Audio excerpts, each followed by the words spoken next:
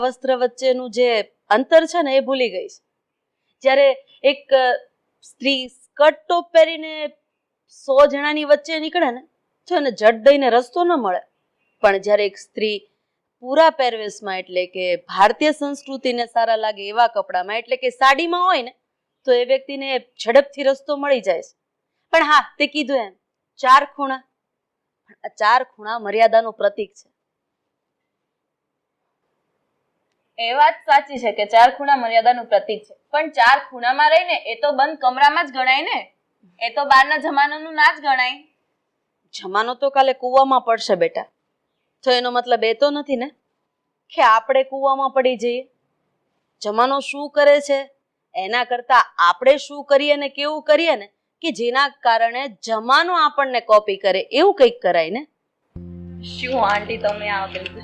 Anyways મારી sister ક્યાં છે? તો